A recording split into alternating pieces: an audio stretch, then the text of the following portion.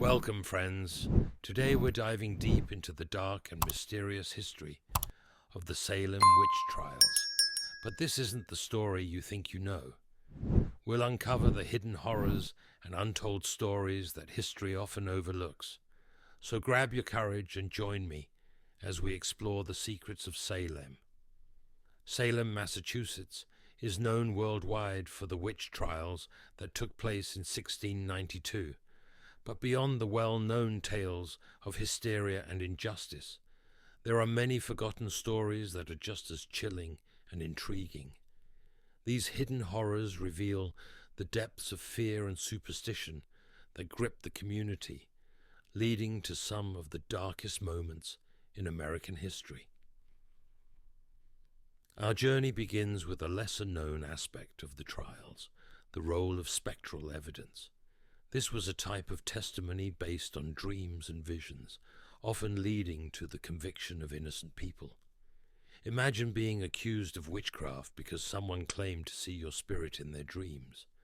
The reliance on spectral evidence blurred the lines between reality and superstition, making it almost impossible for the accused to defend themselves. One of the most tragic stories is that of Giles Corey. Unlike many of the other accused, Giles refused to enter a plea, hoping his silence would protect his land and family. The authorities subjected him to a brutal form of torture known as pressing, where heavy stones were placed on his chest to force a plea. Giles's tragic end is a haunting reminder of the lengths to which people went during the trials. Giles's final words, "More weight," echo through history as a testament to his strength and resistance. His story also highlights the cruel and unusual punishments inflicted on those accused of witchcraft. This method of pressing was not just about extracting a plea. It was a display of power and control by the authorities, meant to instill fear in others. Another hidden horror of the Salem witch trials is the treatment of the accused in prison.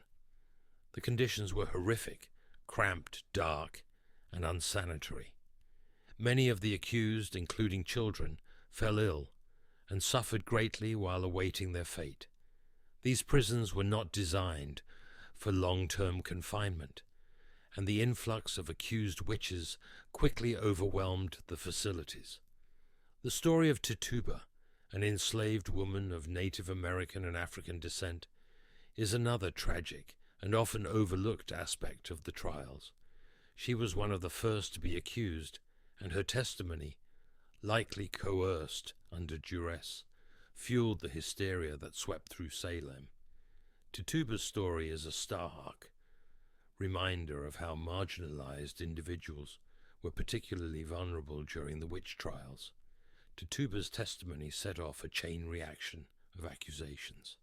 Under pressure, she described visions of the devil and other witches, inadvertently providing the authorities with the evidence they were eager to find.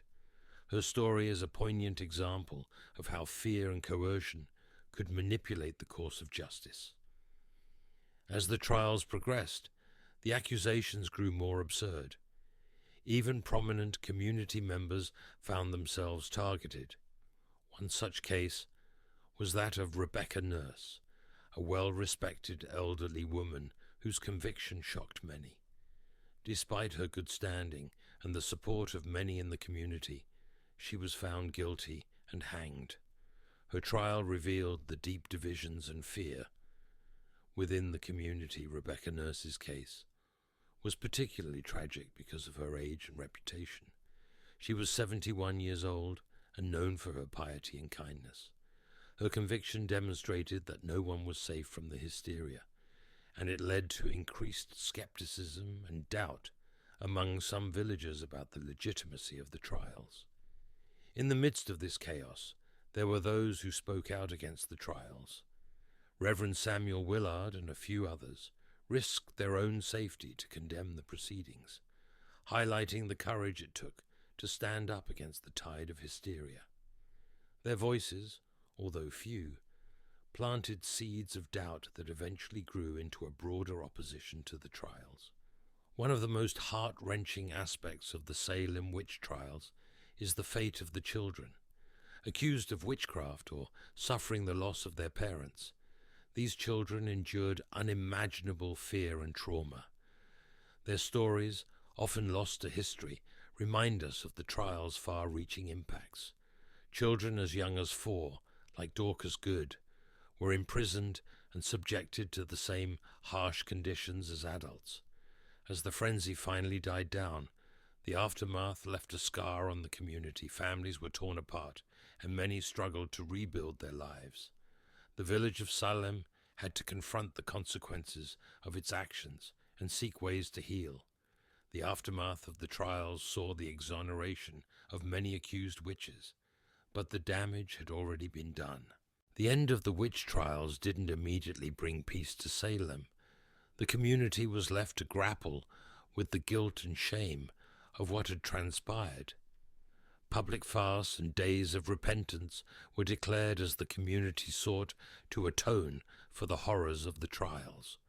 In the years following the trials, efforts were made to provide restitution to the families of the accused. While monetary compensation could never fully heal the wounds, it was a step towards acknowledging the wrongs committed.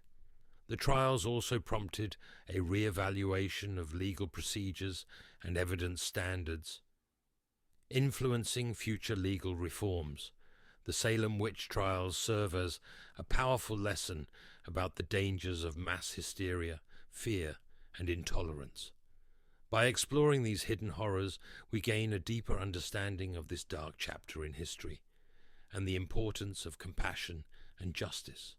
The legacy of the trials continues to resonate today, reminding us to be vigilant against similar injustices. Thank you for joining me on this journey into the hidden horrors of the Salem Witch Trials. Don't forget to like, subscribe, and hit the bell icon for more fascinating tales from history. Until next time, stay curious and keep exploring.